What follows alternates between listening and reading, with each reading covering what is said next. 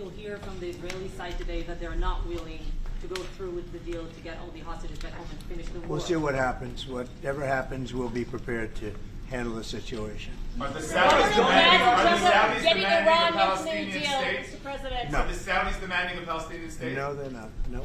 Are they demanding a path towards a Palestinian state or any other recognition Everybody's of that demanding one thing. You know what it is? Peace. We want peace. We want people to stop being killed. But everybody's demanding one thing. Very simple, peace. And he wants peace also. Mr. President, do you think it's politically possible in Israel to get this deal done until the end? To get the deal done? Yeah. Sure. I mean, is it politically Why wouldn't a deal get done? A deal can get done. We'll see what happens. We're dealing with very complicated people. But a deal can absolutely get done. Israeli strike on Iran. We'll see what happens. President Trump, I for Prime Minister Netanyahu.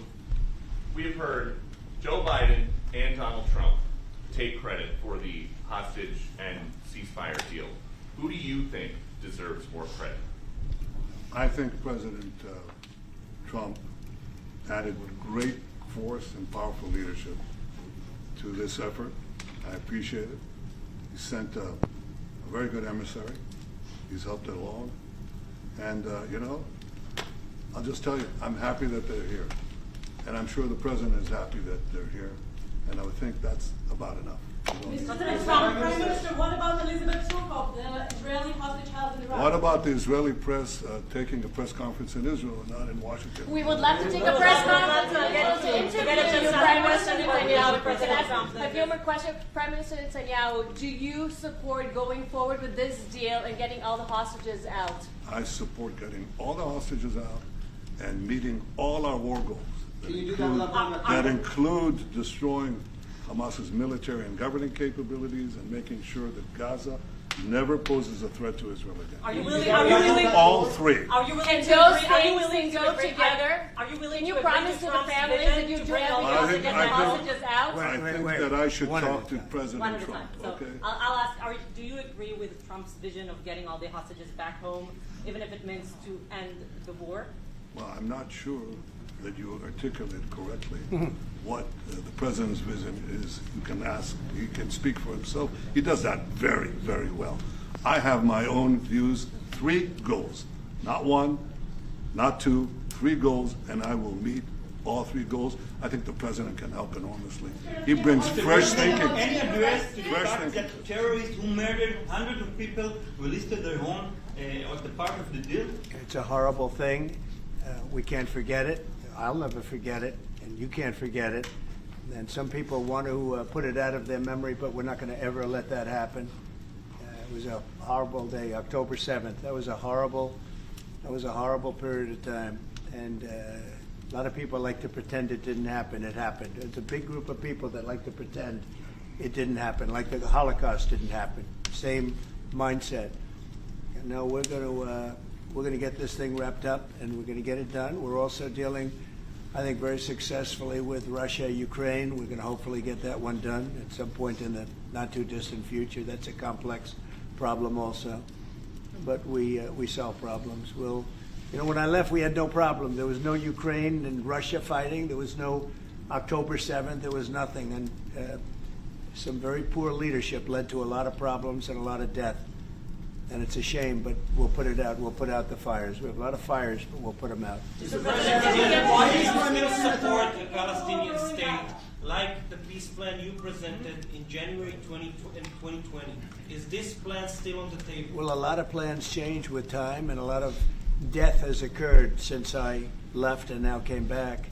This death occurred not while I was here, but while somebody else was here. It shouldn't have happened. They shouldn't have allowed it to happen. It would have never happened, and that includes Russia, Ukraine would have never happened. Not even a little bit, not even a chance. But now we are faced with a situation that's different, in some ways better and in some ways worse. But we're faced with a very complex and difficult situation, but we'll solve the problem.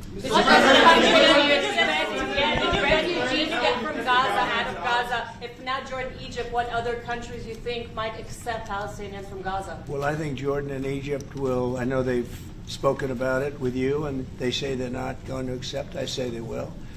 but I think other countries will accept also.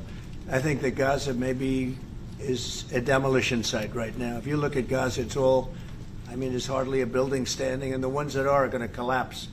You can't live in Gaza right now, and I think we need another location. I think it should be a location that's going to make people happy. You look over the decades, it's all death in Gaza. This has been happening for years. It's all death.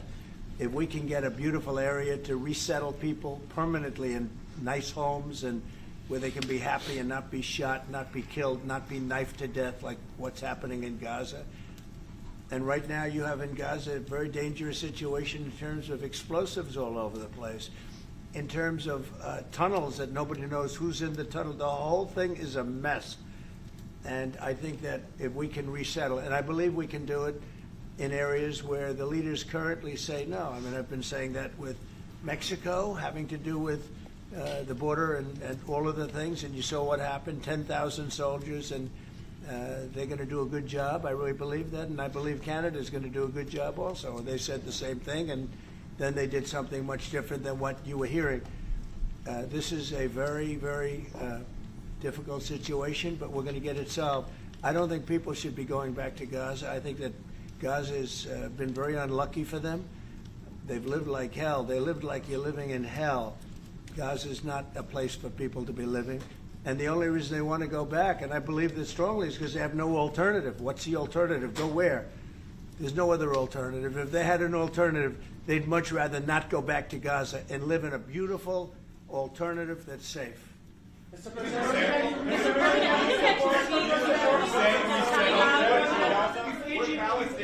Peter? Would Palestinians have the right to return to Gaza if they left while the rebuilding was happening? It would be my hope that we could do something really nice, really good, where they wouldn't want to return. Why would they want to return? The place has been hell. It's been one of the meanest, toughest places on earth. And right now, I've seen every picture from every angle, better than if I were there. And nobody can live there. You can't live there. So if we can build them through massive amounts of money supplied by other people, very rich nations, and they're willing to supply it. If we can build something for them in one of the countries, and it could be Jordan, it could be Egypt, it could be other countries, and you could build 4 or 5 or 6 areas. It doesn't have to be one area, but you take certain areas and you build really good quality housing, like a beautiful town, like someplace where they can live and not die. Because Gaza is a guarantee that they're going to end up dying. The same thing's going to happen again. It's happened over and over again, and it's going to happen again as sure as you're standing there, Peter. So I hope that we could do something where they wouldn't want to go back. Who would want to go back? They've experienced nothing but death and destruction. What will you do for Egypt and Jordan tell you no, what will you do then? Well, I don't think they're going to tell me no. Mr. President, I don't think they're going to tell me no. What will you do for I think they're going to tell Biden no, and I think they're going to tell other people no. So you think it will happen at the end? I think there's a good chance, yeah. How I'd like to many see it people are you thinking about? happen. All of them. I mean, we're talking All of about them. probably 1,000,007 people, 1,000,007, maybe 1,000,008.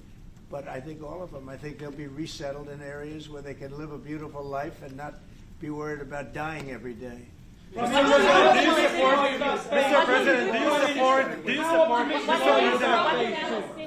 President, do you support building settlements, Jewish settlements back in Gaza in the next years?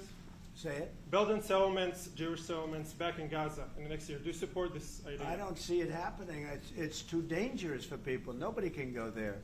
It's too dangerous. Nobody wants to be there. Warriors don't want to be there. Soldiers don't want to be there. How can you have people go back? You're saying go back into Gaza now? The same thing's going to happen. It'll only be death. The best way to do it is you go out and you get beautiful, open areas with the sunlight coming through. And No, that's not what I meant. Something I meant nice. building Israeli They are not settlements going to back want in Gaza. They are not going to want to go back to Gaza. Prime Minister Netanyahu, what is your message to the families of the hostages that look at this deal, that are worried that this deal won't go through? What do you say to them at this moment? Same message I said from the beginning of the war. We'll get them out, get them back. We got over 70%, close to 75% of the people who everybody believed will not get out. We got them in successive deals, and most recently with the help of President Trump. We're not going to give up on any of them, and we're not going to give up on our other war aims. Hamas is not going to be in Gaza, and we're going to get everyone back. And you would not Prime have, Minister, how optimistic are you about reaching phase 2 of the ceasefire? How optimistic are you about that happening? Well, we're going to try. That's one of the reasons, one of the things we're going to talk about here. And if we, you know, when Israel and the United States work together, and President Trump and I work together, you know, the chances go up a lot. It's when we don't work together, Israel and the United States don't work together, that creates problems. When the other side sees daylight between us, and occasionally in the last few years, to put it mildly, they saw daylight, then it's more difficult. When we cooperate, isn't it the right chances time are to good. eat once and for all? say it, Now that Iran is so weak, isn't it the right time to hit their nuclear facilities once and for all? so you say Iran is so weak. I appreciate you saying that. They're not weak. They're very strong right now, and we're not going to allow them to have a nuclear weapon. It's very simple. You know, I signed a very strong proclamation. Iran was in big trouble when I left. They were broke. They didn't have money for Hamas. They didn't have any money for Hezbollah. You had no problem.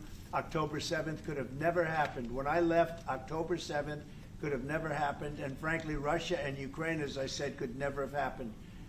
They became very strong very fast. They sold massive amounts of oil to China and everybody else who would not buy the oil when I was president, because we said, don't buy the oil. And they became very rich very quickly. But they're not weak. They're not weak. They're strong. Doesn't mean they won't be weak. But you know what? We just don't want them to have a nuclear weapon. They can't have a nuclear The weapon. Prime Minister, sorry, Mr. President, the Prime Minister wants you to strike Iran. That's what he wants. You don't know what he wants. What do you know about anything? Go ahead. But is that option is on the table? Yes, please. President Trump, is that option on the table? You're not just talking about Jordan and Egypt. No, could be other places too. So in the Gulf, There are many people that have reached out, many countries, many leaders of countries that have reached out that would like to participate in that. Doesn't have to be Jordan and Egypt, but I think it would be also them. Mr. President, your relationship with Mr. Netanyahu knew ups and downs. How would you describe it right No, now? I think it's mostly ups. Mr. President. What about the Palestinian Authority? Should it rule Gaza? Because Gaza will be empty? What? The Palestinian Authority, can it rule Gaza? What do you think?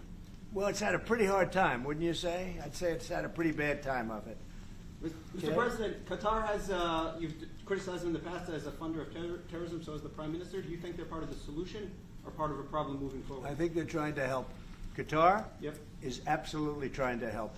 I know them very well, and they're doing everything they can. Very tough situation, but they're absolutely trying to help. Will you Okay, visit Israel? thank you very much, everybody. Press, let's go. Come on, guys. Thank you. I'm the lead team. Thank you, guys. We'll see you soon. Thank you, guys. Come on. Let's go. Let's go, guys. Come on. Press, let's go. Let's move. Come on, guys. Come on, guys. You'll see him soon. Thank you, guys. Let's go. Thank you, guys. Come on. Let's go. Thank you, guys. Thank you. Come on. You'll see him soon.